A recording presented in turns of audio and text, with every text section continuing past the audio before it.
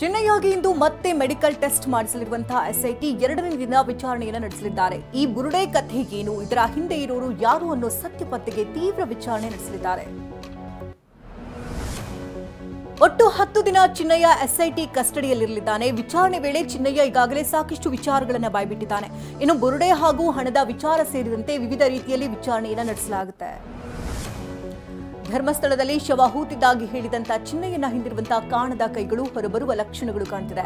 ಒಂದು ಗುಂಪು ಚಿನ್ನಯ್ಯ ಸಮೇತ ಬುರುಡೆಯನ್ನ ದೆಹಲಿಗೆ ಕೊಂಡೊಯ್ದು ದೆಹಲಿಯಲ್ಲಿ ಪ್ರತಿಷ್ಠಿತ ವ್ಯಕ್ತಿಯನ್ನ ಭೇಟಿಯಾಗಿದ್ದರ ಬಗ್ಗೆ ಮಾಹಿತಿ ಹೊರಬಿದ್ದಿದೆ. ಧರ್ಮಸ್ಥಳದಲ್ಲಿ ಶವ ಹೂತಿದ್ದಾಗಿ ಹೇಳಿದಂತ ಚಿನ್ನಯ್ಯ ಮತ್ತು ತಂಡ ಪ್ರತಿಷ್ಠಿತ ವ್ಯಕ್ತಿಗೆ ಬುರುಡೆ ಸಮೇತ ಇಡೀ ಪ್ರಕರಣದ ಕಥೆಯನ್ನ ಹೇಳಿದ್ರು. ರಸ್ತೆಯ ಮೂಲಕ ಬುರುಡೆಯನ್ನ ದೆಹಲಿಗೆ ಕೊಂಡೊಯ್ದಿದ್ರು ಎನ್ನುವ ಬಗ್ಗೆ ಮಾಹಿತಿ ಬಯಲಾಗಿದೆ.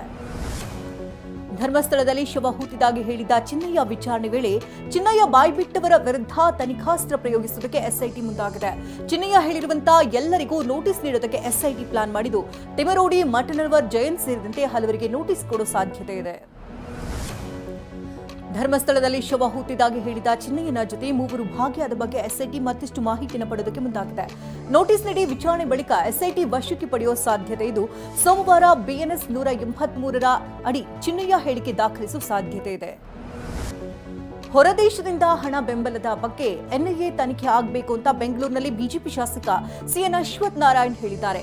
ಎಸ್ಐಟಿ ರಚನೆಯಾಗಿತ್ತು, ಅನುಮಾನ ಆಪಾದನೆಗಳಿದ್ವು, ಪ್ರತಿಪಕ್ಷವಾಗಿ ನಾವು ಸ್ವಾಗತ ಮಾಡಿ ಸತ್ಯಾಸತ್ಯತೆ ಹೊರತನ್ನಿ ಅಂತಂದ್ವಿ ಅಂತ ಹೇಳಿದ್ದಾರೆ. ಕಾಂಗ್ರೆಸ್ ಶಾಸಕ ಕೆಸಿ ವೀರೇಂದ್ರ ಪಪ್ಪಿಯವರನ್ನ ನಿನ್ನೆ ತಡರಾತ್ರಿ ಮೆಡಿಕಲ್ ಟೆಸ್ಟ್ ಮಾಡಿಸಿ ಶಾಂತಿನಗರದ ಇಡಿ ಕಚೇರಿಯಲ್ಲಿರಿಸಿದ್ದಾರೆ. ಪಪ್ಪಿಯನ್ನ ಅಧಿಕಾರಿಗಳು ಕೆಲವೇ ಕ್ಷಣಗಳಲ್ಲಿ ಜಡ್ಜ್ ಮುಂದೆ ಹಾಜರುಪಡಿಸಲಿದ್ದಾರೆ. ಪ್ರಬುದ್ಧ ಮತ್ತು ಸಮೃದ್ಧ ಭಾರತಕ್ಕಾಗಿ ಪ್ರತಿ ಪ್ರಜೆಯು ಆರ್ಎಸ್ಎಸ್ಗೆ ತಾಕಿತ ಗಾಳಿ ಸೋಕಬಾರದು ಎಂಬ ಪ್ರತಿಜ್ಞೆ ಕೈಗೊಳ್ಳಬೇಕು. ಜನಾಂಗೀಯ ದ್ವೇಷ, ವರ್ಣಾಶ್ರಮದ ಕ್ರೌರ್ಯ, ನಾಜಿ ಮನುವಾದಗಳನ್ನ ನರನಾಡಿ ರಕ್ತಗಳಲ್ಲಿ ಪ್ರವಾಹಿಸಿಕೊಂಡಂತ ಆರ್ಎಸ್ಎಸ್ ಎಂಬ ವಿಷಕಾರಿ ಸಂಘಟನೆಯು ಕಾಂಗ್ರೆಸ್ಗೆ ಎಂದಿಗೂ ಶತ್ರು ಅಂತ ಸಚಿವ ಪ್ರಿಯಾಂಕ್ ಖರ್ಗೆ ಟ್ವೀಟ್ ಮಾಡಿದ್ದಾರೆ. ಬಿಹಾರದ ಪೂರ್ಣಿಯಾದಲ್ಲಿ ಲೋಕಸಭಾ ವಿಪಕ್ಷ ನಾಯಕ ರಾಹುಲ್ ಗಾಂಧಿ ಓಟರ ಅಧಿಕಾರ ಯಾತ್ರೆ ನಡೆಸಿದ್ದಾರೆ.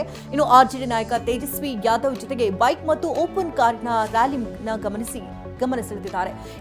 ಈ ಬಗ್ಗೆ ಸಾವಿರಾರು ಕಾರ್ಯಕರ್ತರು ರಾಹುಲ್ ಗಾಂಧಿ ಯಾತ್ರೆಯಲ್ಲಿ ಪಾಲ್ಗೊಂಡಿದ್ದರು. ಪ್ರವಾಹದ ಆರ್ಭಟಕ್ಕೆ ಭೀಮಾ ನದಿ ತೀರದಲ್ಲಿ ಅಳವಡಿಸಿದಂತ 200 ಪಂಪ್ ಸೆಟ್ಗಳು ಕೊಚ್ಚಿ ಹೋಗಿದ್ದರಿಂದ ಕಲಬುರಗಿ ಜಿಲ್ಲೆಯ ಅಫ್ಜಲ್ಪುರದ ಮಣ್ಣೂರ ಮತ್ತು ಮಾಶಾಳ ಗ್ರಾಮದ ರೈತರು ಕಂಗಾಲಾಗಿದ್ದಾರೆ.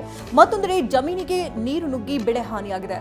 ಲಕ್ಷಾಂತರ ರೂಪಾಯಿ ಖರ್ಚು ಮಾಡಿದಂತ ರೈತರು ಈಗ ಅಳಿದುಳಿದ ಪೈಪ್ಗಳನ್ನು ಜೋಡಿಸುತ್ತಿದ್ದಾರೆ.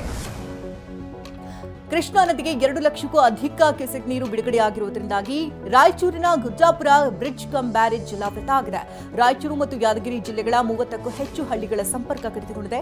ಸದ್ಯ ಈ ಪ್ರದೇಶ ಪಿಕ್ನಿಕ್ ತಾಣವಾಗಿದ್ದು ಜನ ಕುಟುಂಬಸ್ಥರೊಡನೆ ಆಗಮಿಸಿ ಸೆಲ್ಫಿ ಕ್ಲಿಕ್ಕಿಸಿಕೊಳ್ತಿದ್ದಾರೆ.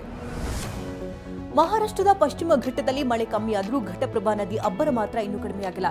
ಹಿಡಕಲ್ ಡ್ಯಾಂನಿಂದ ಘಟಪ್ರಭಾ ನದಿಗೆ ನೀರು ಬಿಡುಗಡೆಯಾಗುತ್ತಿರುವುದರಿಂದಾಗಿ ಬೆಳಗಾವಿ ಜಿಲ್ಲೆಯ ಗೋಕಾಕ್ನ ಅಡಿಬಟ್ಟಿ ಗ್ರಾಮ ಜಲಾವೃತ ಆಗಿದೆ. ಅಡಿಬಟ್ಟಿ ಸಂಪರ್ಕಿಸುವಂತಹ ರಸ್ತೆಯುದ್ದಕ್ಕೂ ಸಾವಿರಾರು ಎಕರೆ ಕಬ್ಬು ಮುಳುಗಡೆಯಾಗಿದೆ. ಪ್ರೀತಿಸಿಯಂತ ಕೊಲೆ ಬೆದರಿಕೆ ಹಾಕಿದಂತ ಪಾಗಲ್ ಪ್ರೇಮಿಯನ್ನ ಚಾಮರಾಜನಗರದ ಗುಂಡ್ಲುಪೇಟೆ ಪೊಲೀಸರು ಬಂಧಿಸಿದ್ದಾರೆ. ಆಯುಬ್ ಖಾನ್ ಬಂಧಿತ ಆರೋಪಿ ವಿದ್ಯಾರ್ಥಿನಿಗೆ ಗುಂಡ್ಲುಪೇಟೆ ಬಸ್ ನಿಲ್ದಾಣದಲ್ಲಿ ಪ್ರೀತಿಸಲೇಬೇಕು ಅಂತ ನೆನೆಸಿ ಕೊಲೆ ಬೆದರಿಕೆ ಹಾಕಿದ. ವಿದ್ಯಾರ್ಥಿನಿ ದೂರಿನ ಮೇರೆಗೆ ಎಫ್ಐಆರ್ ದಾಖಲಿಸಿ ಆರೋಪಿಯನ್ನ ಪೊಲೀಸರು ವಶಕ್ಕೆ ಪಡೆದುಕೊಂಡಿದ್ದಾರೆ.